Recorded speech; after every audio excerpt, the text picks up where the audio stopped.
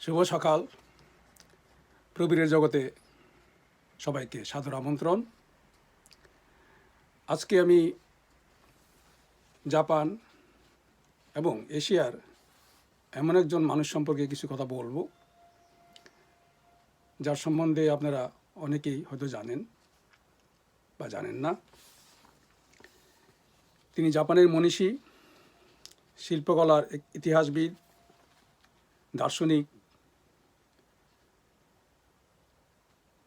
পণ্ডিত ওকাকুরা তেনশিন। তিনি জাপানের একজন প্রাতঃস্মরণীয় ব্যক্তি। তিনি 1863 সালে ইয়োকোহামাতে জন্মগ্রহণ করেন এবং শৈশবে তিনি অত্যন্ত মেধাবী ছিলেন এবং যখন তার 8 বছর বয়স তখনই তিনি ইংরেজি ভাষায় সুদক্ষ হয়ে উঠেছিলেন। ওকাকুরা তেনশিন শুধু জাপান, এশিয়া নয়, সারা বিশ্বেই একজন নমস্য ব্যক্তি। তাকে নিয়ে যদিও এশিয়াতে বা ভারতবর্ষে খুব একটা গবেষণা হয়নি, কিন্তু আমেরিকাতে, পাশ্চাত্য দেশগুলিতে তাকে নিয়ে অনেকদিন ধরেই গবেষণা হচ্ছে। বিশেষ করে ওকাকুরা তেনশিনের একটি বাণী বা বার্তাবলী, সেটা নিয়ে আজও সারা বিশ্বে তোলপাড় চলছে। ওকাকুরা তেনশিন 1902 সালে ভারতে যান। তখন কলকাতা ব্রিটিশ ভারতের রাজধানী। সে কলকাতায় তিনি স্বামী বিবেকানন্দ, রবীন্দ্রনাথ ঠাকুর, ভগিনী নিবেদিতা, মিসেস অলিবুল প্রমুখ ব্যক্তিদের সঙ্গে তিনি সাক্ষাৎ করেন এবং তাদের সাথে একটি বন্ধুত্বমূলক সম্পর্ক গড়ে ওঠে, যার প্রেক্ষিতে রবীন্দ্রনাথ ঠাকুর 1916 সনে জাপানে আসেন। শুধু একবারই নয়, রবীন্দ্রনাথ ঠাকুর 5 বার জাপান ভ্রমণ করেছেন। সেসব ইতিহাস আপনারা অনেকেই জানেন এবং আমার জাপান এবং রবীন্দ্রনাথ নিয়ে গবেষণাকৃত গ্রন্থে সেসব তথ্য বিস্তারিত লিখিত আছে এবং এখনও লিখে চলেছি। বিশেষ করে জাপান এবং রবীন্দ্রনাথ সম্পর্ক নিয়ে লিখতে গেলে এর কোনো কুল কিনারা পাওয়া খুবই মুশকিল। প্রতিদিনই কিছু না কিছু তথ্য খুঁজে পাওয়া যাচ্ছে। যা হোক, ওকাকুরা তেনশিন 1902 সালে কলকাতা যাওয়ার পরে তিনি একটি গ্রন্থ প্রকাশ করেন এবং সেটি তার প্রথম গ্রন্থ ইংরেজি ভাষায়। সেই বইটির নাম হচ্ছে দি আইডিয়ালস অব দি ইস্ট, এশিয়ার জাগরণ।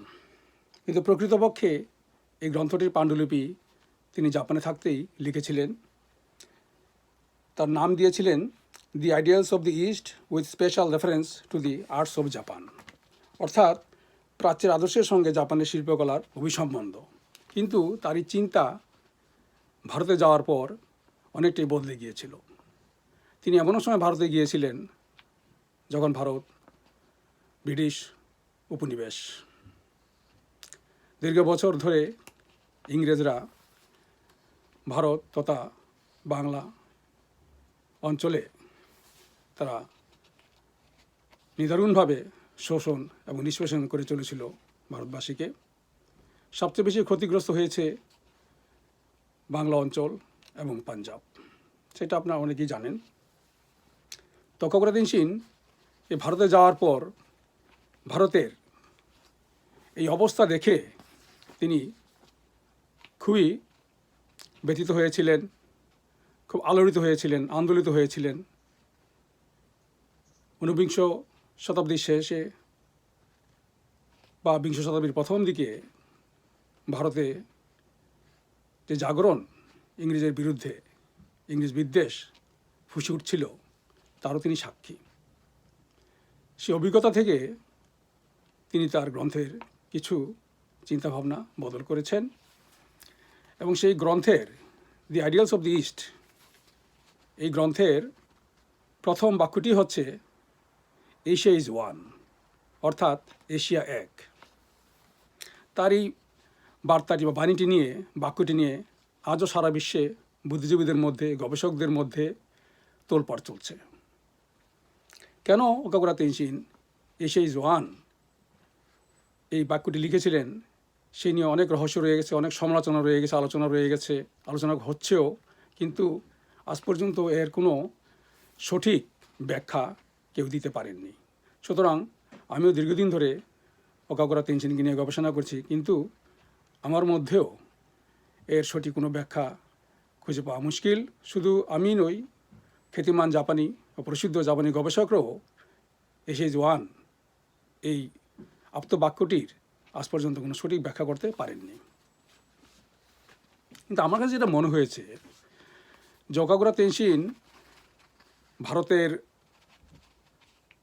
এই বিশেষ করে ব্রিটিশদের যে ঔপনিবেশিক শাসন, শোষণ, অত্যাচার, নির্যাতন এবং লুটতরাজ তিনি দেখেছেন, জেনেছেন এবং অভিজ্ঞতা লাভ করেছেন কলকাতায় থেকে। 10 মাস তিনি কলকাতায় ছিলেন। কলকাতা না, ঠিক ভারতের অন্য অন্য জায়গায় তিনি গিয়েছিলেন। 10 মাস তিনি ভারতে অবস্থান করেন, সেই সময় দেখেছিলেন প্রত্যক্ষভাবে।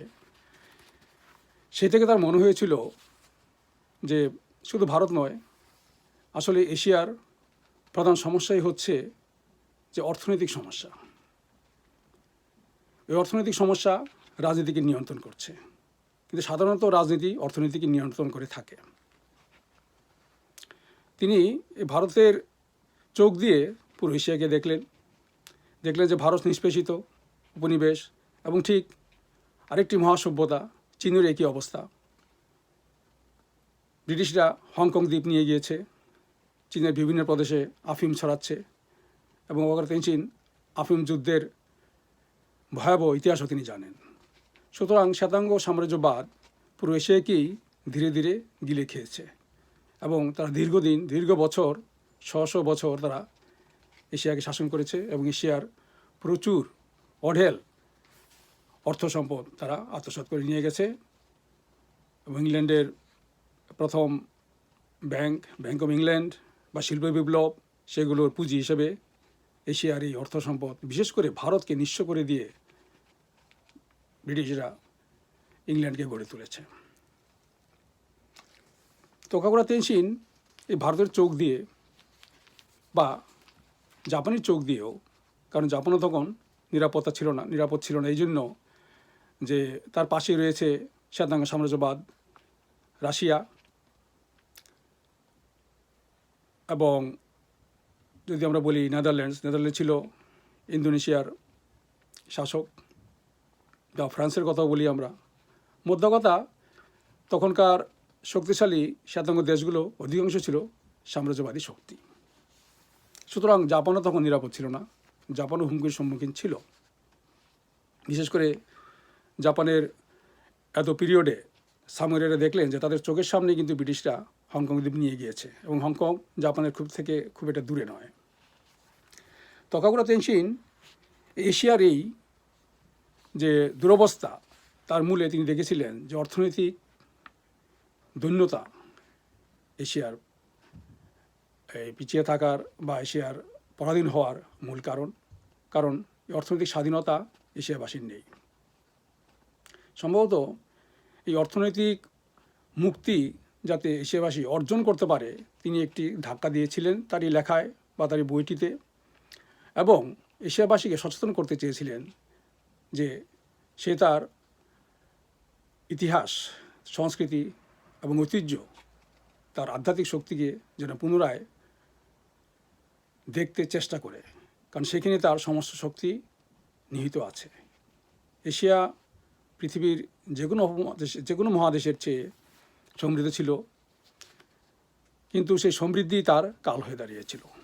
তার উপনিবেশ হওয়ার মূল কারণটি হচ্ছে এশিয়ার প্রাকৃতিক সম্পদ, তার আধ্যাত্মিক ভাবনা, চিন্তা, যা দিয়ে সে সারা বিশ্বকে আলোকিত করেছে। ওকাগোরা তেনজিন এসএইচ-1 এই বাক্যবন্ধটির মাধ্যমে তিনি এশিয়াকে জাগ্রত করতে চেয়েছিলেন, এবং তার নিজের দেশ জাপানেরও চক্ষু খোলার জন্য তিনি চেষ্টা করেছিলেন। দি আইডিয়ালস অফ দি ইস্ট এই গ্রন্থটি 1903 সালে লন্ডন থেকে প্রকাশিত হয়েছিল। ঠিক পরের বছর ওকাগোরা তেনজিন এশিয়ার জাগরণের পরেই তার যেটা মনে হয়েছিল যে জাপান যে কোনো সময় শ্বেতাঙ্গ শক্তির দ্বারা আক্রমণ হতে পারে, যার জন্য তিনি জাপানকেও জাগ্রত করতে চেয়েছিলেন এবং জাপানের জাগরণ নামে একটি গ্রন্থ তিনি লিখেছেন। এই দুটি গ্রন্থই বিশ্ব সাহিত্য বলি বা বিশ্ব সাংস্কৃতিক সম্পদ বলি অত্যন্ত মূল্যবান। তো আজকে আমরা দেখতে পাই যে বহু বছর উপনিবেশ থাকার ফলে এশিয়ার অর্থনীতি একেবারে ধ্বংস হয়ে গিয়েছিল, কিন্তু দ্বিতীয় বিশ্বযুদ্ধের পর এশিয়া নতুন করে জাগতে শুরু করে এবং অবশ্যই সেটা জাপানের কল্যাণে আমি বলবো। কেননা দ্বিতীয় বিশ্বযুদ্ধের পর জাপান মাত্র 20-25 বছরেই সে এশিয়ার শুধু নয় বিশ্বের দ্বিতীয় অর্থনৈতিক শক্তি হিসেবে নিজেকে রূপান্তরিত করে এবং জাপান নিঃশর্তভাবে এশিয়ার অনুন্নত দেশগুলোকে ওডিআর মাধ্যমে সাহায্য সহযোগিতা এবং প্রযুক্তিগত সহযোগিতা দিয়ে সাহায্য করেছে, যার জন্য এশিয়ান টাইগার্স নামে যেসব দেশগুলো দক্ষিণ Korea, Indonesia, Philippines, Malaysia, Singapore দেশগুলো দাঁড়াতে পেরেছে। এরপরে 1967 সালে ASEAN গঠিত হয়েছে। এর 18 বছর পরে সার্ক গঠিত হয়েছে। সুতরাং এই যে এশিয়ার জাগরণটা আসলে একটা অর্থনৈতিক মুক্তির জাগরণ। সেই অর্থনৈতিক মুক্তিটা অর্জিত হলেই এশিয়া উন্নত বিশ্বের পর্যায়ে চলে যাবে এবং যাচ্ছে বলে আমি মনে করি। সাম্প্রতিককালে বাংলাদেশেও সেই অগ্রগতির ধারা বইতে শুরু করেছে। সুতরাং ওকামুরা তেনশিনের এশিয়া ইজ ওয়ান এই জাপ্ত বাক্যটি, তার পেছনে রয়েছে আসলে আমাদের ইতিহাস, আমাদের ইতিহাসের শক্তি। আমাদের ইতিহাস জানতে হবে, এশিয়ার গৌরবোজ্জ্বল ইতিহাস, সংস্কৃতি, আমাদের আধ্যাত্মিক শক্তি, সেগুলো পুনরুদ্ধার করতে হবে। পুনরুদ্ধার করে আমাদের অর্থনীতিকে সমৃদ্ধ করতে হবে, মজবুত করতে হবে। কারণ অর্থনীতি হচ্ছে জীবনযাপনের মূল চালিকা শক্তি। অর্থনীতি উন্নত থাকলে, অর্থনীতি মজবুত থাকলে যে কোনো উন্নত সমাজ গড়ে তোলা, দেশ গড়ে তোলা, সমাজ গড়ে তোলা, তরুণ প্রজন্মকে শিক্ষিত করে তোলা কোনো কঠিন কাজ নয়। কাজে বলা যায় যে 100 বছর আগেই ওকামুরা তেনশিন এশিয়াকে নিয়ে যেভাবে ভেবেছেন, বিশ্বে তুলে ধরেছেন, সেটা বিরল কাজ বলে আমি মনে করি। ওকামুরা তেনশিনের চিন্তা, তার দর্শন আজকে আমাদের শিক্ষা লাভ করা উচিত, গবেষণা করা উচিত। আমাদের তরুণ প্রজন্মের মধ্যে তার সেই তেজ, তার সেই দর্শন আমরা ছড়িয়ে দিতে চাই। কারণ হচ্ছে আমরা এশিয়াবাসী, এশিয়ার স্বার্থ আমাদের দেখতে হবে।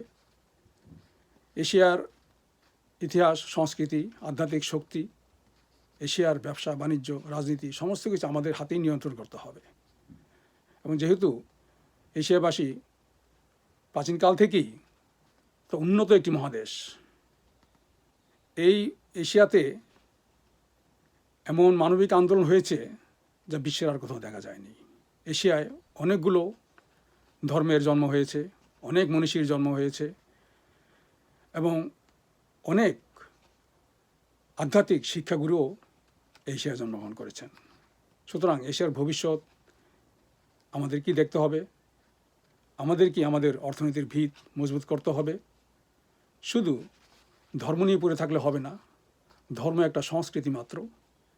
মানব জীবনে ধর্মেরও যেমন প্রয়োজন রয়েছে, তেমনি অর্থের প্রয়োজন রয়েছে, উন্নত শিক্ষার প্রয়োজন রয়েছে, রাজনীতি বোঝারও প্রয়োজন রয়েছে। যে জাতি রাজনীতি বোঝে না, যে জাতির তরুণ সন্তানরা বিজ্ঞান জানে না, প্রযুক্তি জানে না, অর্থনীতি সম্পর্কে কোনো জ্ঞান নেই, সে জাতি কোনোদিন উঠতে দাঁড়াতে পারে না। সুতরাং আজকে আমাদের সময় এসেছে এশিয়াতে আমাদের জাগরণকে এগিয়ে নিয়ে যাওয়ার। যে জাগরণের কথা ওকামুরা তেনশিন 100 বছর আগেই আমাদেরকে বলেছিলেন, সচেতন করে দিয়েছিলেন, ধাক্কা দিয়েছিলেন। আজকে এই পর্যন্তই। আবার ওকামুরা তেনশিনকে নিয়ে অন্য পর্যায়ের আলোচনা করতে চাই। আমার এই ভিডিওটি যদি আপনাদের ভালো লাগে তাহলে সাবস্ক্রাইব করবেন, আমার সঙ্গে থাকবেন। আরও অনেক ঘটনা, যেসব ঘটনা নিয়ে এখন আলোচনা করার মতো খুব একটা লোকজন আপনি পাবেন না বাঙালি সমাজে। আমার ইচ্ছে সেই ঘটনাগুলো আপনাদের কাছে তুলে ধরার জন্য। সবাইকে অশেষ ধন্যবাদ।